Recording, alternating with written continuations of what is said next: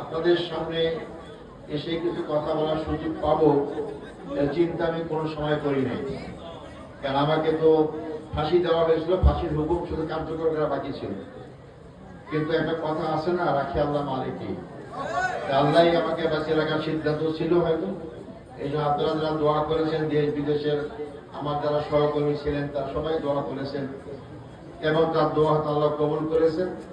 এই জন্য গত বছরের 5ই আগস্ট যে মহাবিপ্লব বা নতুন স্বাধীনতা পেল বাংলাদেশ, সেই সুবাদে আমার মুক্তির পথ সুগম হয়। তবে আমি কারো দয়ায় কারো কাছে দরখাস্ত করলে আমি মুক্তি পাইনি। আমি সুপ্রিম কোর্টে নতুন করে রিভিউ আবেদন করেছিলাম। সুপ্রিম কোর্টের 7 জন বিচারপতি একমত হয়ে আমাকে মুক্তি নির্দেশ দেয় এবং তারা অনেকগুলো কথা মধ্যে তার কথা বলেছিল যেটা জুডিশিয়ালি কিলিং, অর্থাৎ বিচারের নামে হত্যা করাতে চেয়েছিল আমাকে। আমার 2006 সালে আমরা ক্ষমতায় ছাড়ার পর যে সরকার আসলো, সামরিক সমর্থিত সরকার, সেই সরকার আমাদের সমস্ত দলের নেতা কর্মীদের বিরুদ্ধে দুর্নীতির মামলা দিয়েছিল, অনেকে সাজা হয়েছিল। কিন্তু জামাত ইসলামী কোন নেতা কর্মীর বিরুদ্ধে একটি টাকা আত্মসাতের মামলা কেউ করতে পারেনি। এমনকি আওয়ামী লীগ ক্ষমতা যখন আসে তখনও এই 2 জন মন্ত্রীর বিরুদ্ধে কোনো তহবিল তসরুপের অভিযোগ করতে পারেনি।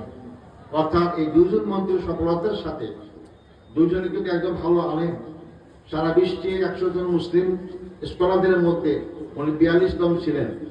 একটা ওয়ার্ড জরিপ বলা হয়েছিল, সেই মতুল নেতাকেও হত্যা করা হয়ে গেল, মোজাহিদ তো করাই হলো, 5 জনকে প্রাপ্ত করা হয়েছে।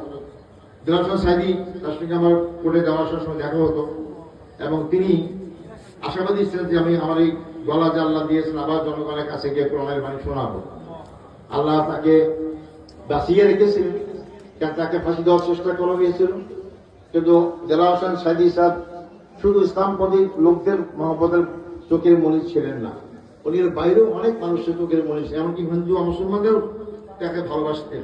এবং সবার সম্মিলিত আন্দোলনের মাধ্যমে প্রায় কয়েকশো লোক হত্যা হয়ে জীবিত তাকে হত্যা করা হয়েছিল। এরপর তাকে ফাঁসি না দিয়ে তাকে যাবজ্জীবন আমৃত্যু কারাদণ্ড দেওয়া হয়েছিল, তাকে চিকিৎসা দেওয়া হয়নি। যখন তার জীবন শেষ পর্যায়ে, তখন আমিও পাশে কারাগারে ছিলাম, যখন শেষ পর্যায়ে তখন তাকে পিজি হাসপাতালে নিয়ে এসে আমরা দেখলাম গাড়ি থেকে সুস্থ হয়ে নামলেন। আপনারাই সবাই দেখেছেন, আবার তিনি মৃত্যু লাশ আমরা দেখতে পেলাম।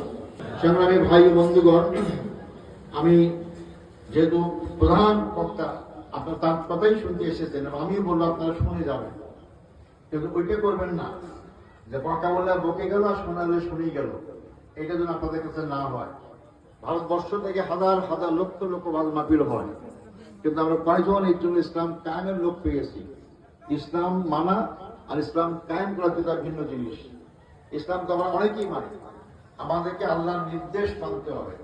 আল্লাহর নির্দেশ না বলে আমরা জাহান্নামে যাবো। আল্লাহর নির্দেশটা কি? আল্লাহর নির্দেশ মাত্র 2টা।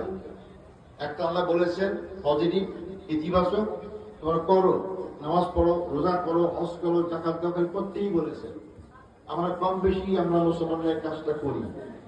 আরেকটা বলেছে নিষেধ করেছেন, করিও না, সুদ খেও না, মদ খেও না, জেনা করিও না, ব্যভিচার করো, অত্যাচার করিও না, জুলুম করো না, এর করতেই নিষেধ করেছে। আমরা চাইলেও এই নিষেধের কাজ অনেকগুলো করতে পারি না। নামাজ পড়তে হয়তো আমাদের কেউ বাধা দেয় না, যদিও 15.5 বছরে যাদের দাড়ি সুন্দর ছিল, যারা ফজর নামাজ পড়তে